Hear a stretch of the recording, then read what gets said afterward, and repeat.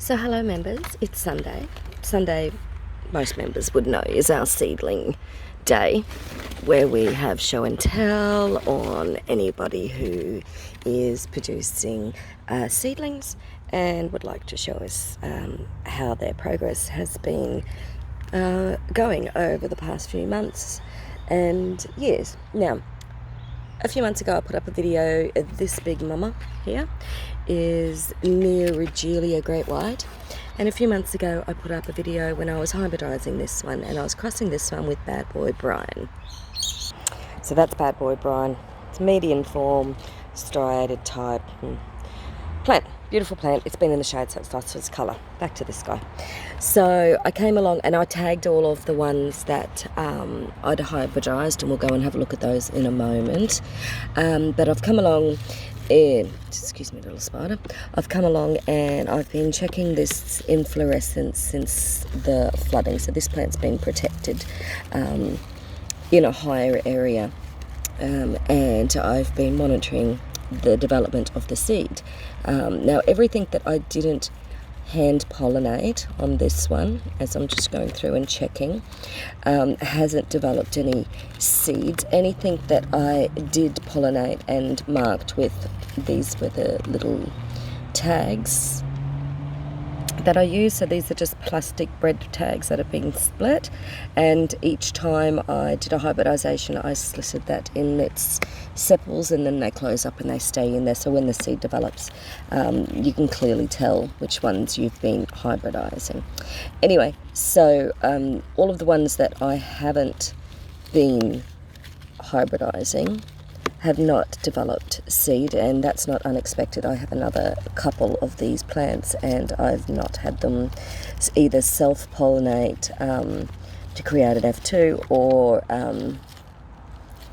otherwise they've been pollinated by other plants. Now, I also went back and I did the cross to Bad Boy Brian as well, which this plant is now finishing and producing pups, and I had some beautiful seeds. Unfortunately, this plant wasn't as well protected, and it was out in the garden, and the little ratties have come along, as they do, and they have eaten quite a lot of the seed that had been developing, and that's not uncommon.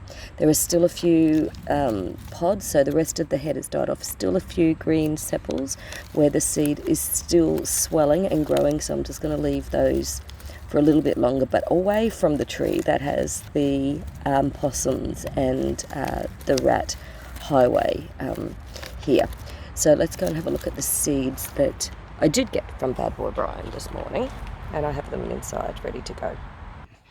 Okay members, so these are the seeds that I've harvested this morning, and what we're going to do is we're going to do the wet method to remove the mucilage layer on the outside, which is the gelatinous clear coating of the seed, and we want to remove that to prevent too many fungal infections developing on the seedlings as they develop. So in the initial stages they're very susceptible to fungal infections, which we don't want to happen. Alright, so it's very simple. Wet method is, in this case, it's just a jar of water, and what I do is, so when I said that, see the plants, little tags are within them, so I know that these are the ones that I've hybridized, that I've done the crossing with. Whether that crossing's successful, we won't know yet until we grow these seeds out, which takes several years.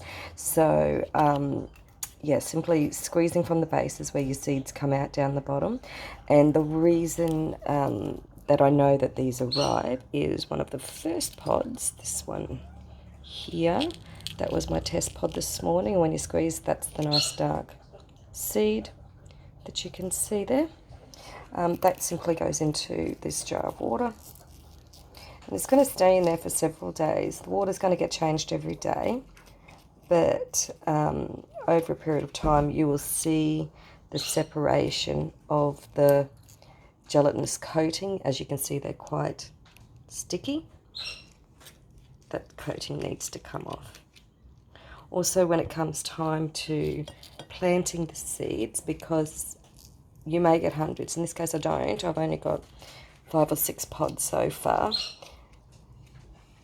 that have been hybridized. I didn't hybridize too many, it was just a video that we were doing to show how it was done. So I didn't do as many as I normally would do. I would do a whole head sometimes.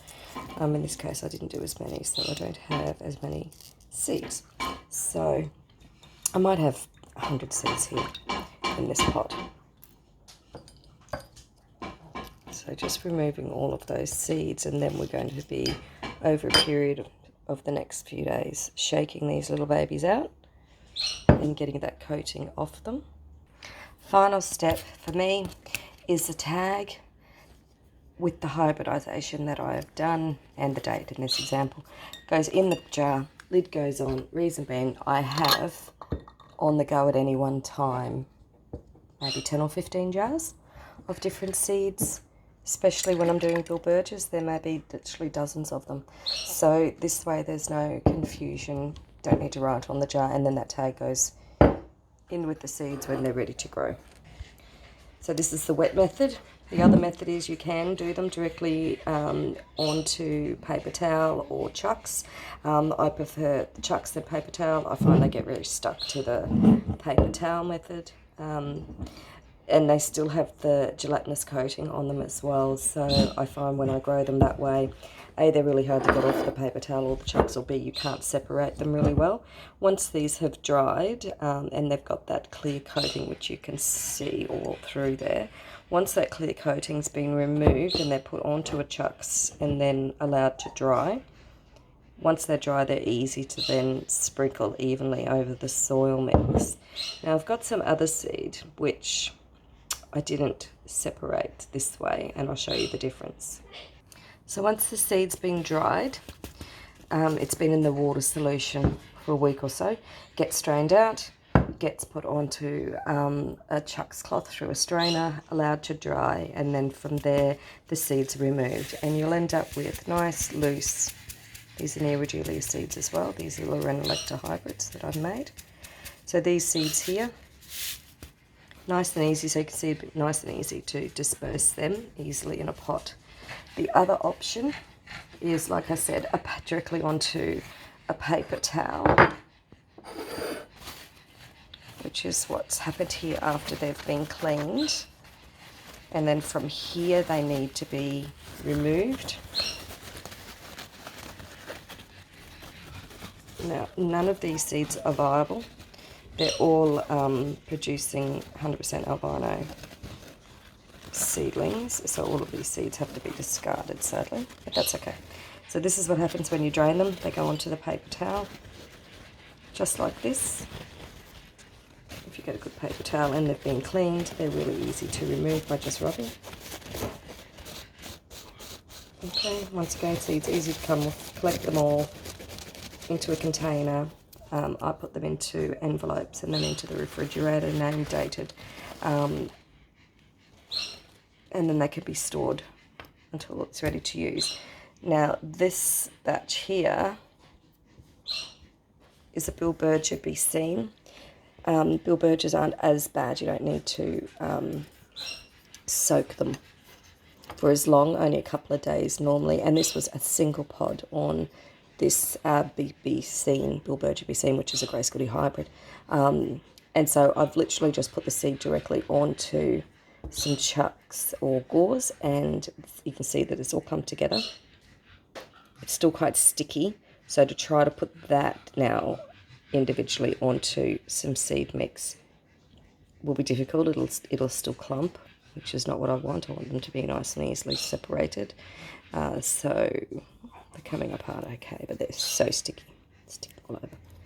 So it is best to wash that layer off to prevent any fungal infections and give you a better success rate.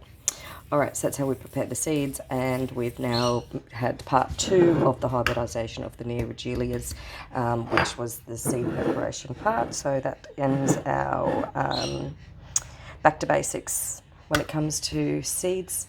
Good luck with everybody who is doing it. Give it a go. Go out into your gardens, have a look for your seeds. I've said all this before, especially species, to collect and grow, since those numbers are declining both in the wild and here as well. Or if you've got the time, do some hybridization. Thanks for it. Happy gardening. Bye now.